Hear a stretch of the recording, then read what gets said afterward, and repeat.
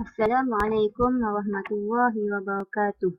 Saya Nur Syafiqah binti Ismail, nombor matrik 030151 daripada Usuluddin Semester 7. InsyaAllah dalam subjek tasawuf perbandingan ini saya akan membentangkan tajuk Al-Khafifiyah.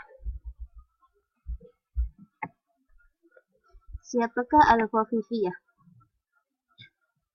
Kumpulan Khafifiyah ini merupakan anak murid ataupun pengikut kepada Abdullah Muhammad bin Khafif, iaitu salah seorang tokoh sufi yang ada pada zaman ini, iaitu pada kurun ketiga Hijrah. Abdullah Muhammad bin Khafif ini merupakan seorang yang alim dalam ilmu zahir dan batin. Ilmu zahir di sini merujuk kepada ilmu fiqh ataupun suatu disiplin ilmu yang zahir yang berkaitan dengan ilmu fiqh, ilmu hadis, ilmu bahasa, ilmu Al-Quran, ilmu mantik dan ilmu akidah. Inilah yang dikatakan sebagai ilmu zahir. Ilmu batin pula merujuk kepada ilmu tasawuf. Ilmu tasawuf ini dari suatu aspek ia adalah ilmu zahir, tetapi penghayatan terhadap ilmu tasawuf itu merupakan ilmu batin. Abdullah Muhammad bin Khafif mempunyai banyak karya-karya, khususnya yang berkaitan dengan ilmu tarekat. Beliau merupakan seorang yang masyhur pada zamannya. Abdullah Muhammad bin Khafif juga seorang yang berakhlak tinggi dan mempunyai kesungguhan dalam menjauhi diri daripada mengikut nafsu syahwat. Beliau pernah berkahwin dengan 400 orang perempuan, iaitu dengan cara berkahwin selepas itu bercerai. Beliau merupakan salah seorang daripada orang-orang diraja.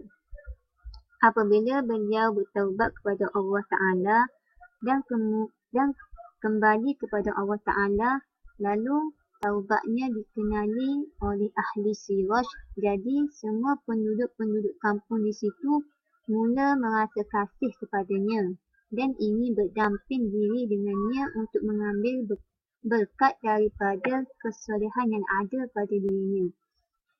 Apabila terselah dan terzahirnya keberkatan dan kehebatannya dalam makna kembali kepada Allah Ta'ala, jadilah beliau seorang yang disukai oleh penduduk-penduduk kampung.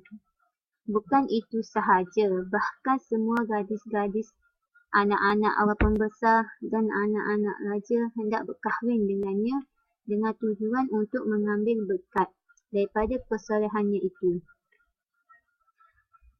Beliau juga seorang yang menerima, iaitu menerima semua hasrat dan keinginan orang yang hendak berkahwin dengannya.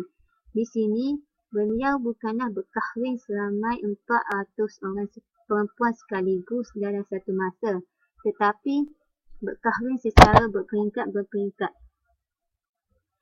Selepas berkahwin, beliau menceraikan isteri-isterinya sebelum sempat beliau bersama dengan isterinya. Beliau hanya berkahwin sekadar untuk memenuhi hajat orang yang hendak berkahwin dengannya. Sepanjang umurnya, beliau mempunyai 40 orang isteri yang pernah dikahwini dalam satu masa yang berasingan. 40 orang isteri beliau berkhidmat kepadanya dengan menjaga makan minum beliau dan kehidupan beliau. Dalam ramai-ramai isteri beliau, yang 40 orang itu, ada seorang yang selalu berdamping, bersahabat dan menjadi murid kepadanya, di samping menjadi isterinya selama 40 tahun, iaitu anak kepada seorang wazir. Di sini saya akan menceritakan seberingkas mengenai kisah kesufian Abdullah Muhammad bin Khafif. Dikisahkan oleh Syekh Habib Hasan Ali bin Bakrani Al-Siyari rahimahullah, pada suatu hari isteri-isteri Syekh Abdullah Muhammad bin Khafif ini menceritakan kisah masing-masing mengenai kisah hidup mereka ketika bersama Abdullah Muhammad bin Khafif.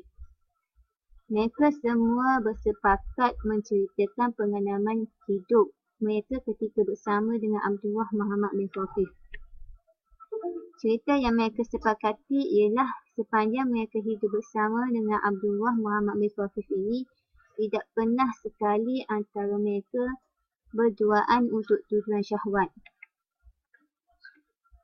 Selepas itu, timbullah rasa was-was dalam kalangan mereka sama ada apa yang diceritakan itu benar ataupun tidak. Lalu salah seorang daripada mereka berkata, tidak ada seorang pun yang mengetahui rahsia berdamping dengan Abdullah Muhammad bin Khafif ini kecuali Ibnu Wazir, kerana Ibnu Wazir lah yang paling lama pernah bersama dengan beliau, iaitu selama 40 tahun berbanding dengan mereka semua. Dan Ibnu Wazir juga merupakan isteri yang paling dikasihi oleh Abdullah Muhammad bin Khafif. Lalu mereka bersepakat untuk melantik dua orang dalam kalangan mereka untuk pergi bertanya Ibnu Wazir. Kata mereka, iaitu wakil tersebut, kami dapati kamu ini adalah orang yang paling rapat dengan Abdullah Muhammad bin Khafif dan paling disukai oleh beliau. Maka ceritalah kepada kami apakah rahsia persahabatan antara kamu dengan beliau sehingga kamu bertahan begitu lama dan disukai oleh beliau. Lalu jawab Ibnu Wazir, semasa Abdullah Muhammad bin Khafif menjadikan saya sebagai isterinya, ada seseorang mendatangi saya dan memberitahu bahawa Abdullah Muhammad bin Khafif ingin datang ke rumah saya. Kemudian saya bersiap-siap dengan rapi dan menyediakan makanan-makanan yang lazat. Sesampainya Abdullah Muhammad bin Khafif ke rumah saya, lalu dihidangkanlah makanan-makanan yang dimasaknya oleh orang yang datang ke rumahnya itu tadi. Kemudian Abdullah Muhammad bin Khafif memanggil saya, lalu mengambil tangan saya dan memasukkannya ke dalam saku bajunya. Di dalam bajunya itu, saya melihat ada seutas tali yang tergantung di lehernya dengan 15 ikatan. Lalu Abdullah Muhammad bin Khafif bertanya pada saya, wahai anak wazir, awak tanyalah saya apakah maksud simpulan tali tersebut. Lalu saya pun bertanya, apakah benda ini? Lalu Abdullah Muhammad bin Khafif pun menjawab, semua simpulan yang disimpul ini ialah simpulan rasa kesabaran dan keperitan dalam menghadapi syahwat yang berada di hadapanku.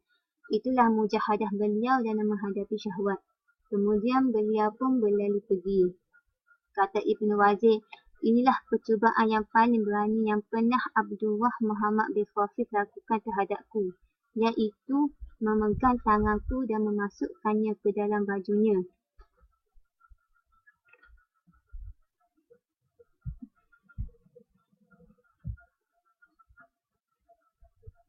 Perhayatan kesufian tasawuf Abdullah Muhammad bin Khafif ini berkaitan dengan al-ghaibah dan al-hudu.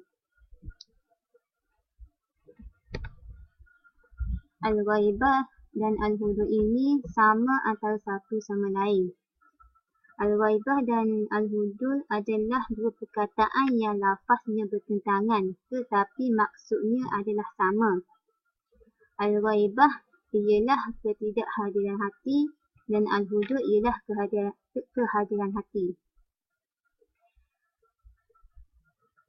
Yang dimaksudkan dengan hadir itu ialah kehadiran hati di mana hati merasa yakin tanpa ada rasa ragu, sangsi dan membelah bagi. Sehinggakan perkara yang tidak dapat dilihat dengan mata kasar seakan-akan seperti berada di hadapan kita. Sebagai contohnya ialah trauma. Perasaan trauma yang dialami oleh seseorang yang pernah terlibat dalam kemalangan menyebabkan apabila dia membawa kereta, dia terbayang-bayang keadaan dan kejadian semasa dia kemalangan sebelum ini, sedangkan tidak ada apa-apa pun yang berlaku ketika dia sedang memandu kereta pada masa itu.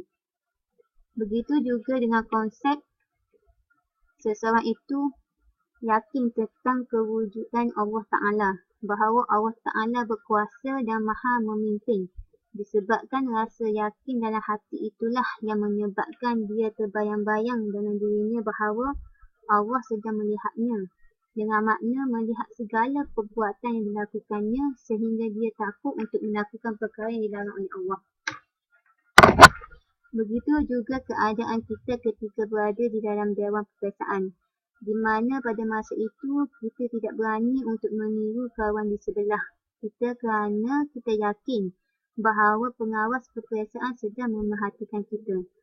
Kesimpulan daripada maksud al-hudur ini ialah keadaan hati yang yakin sehinggakan dapat merasakan perkara yang gaib itu jelas berada di hadapan mata. Manakala al-ghaibah pula bermaksud ketidakadilan hati, iaitu hilang kesedaran ingatan terhadap dirinya sendiri.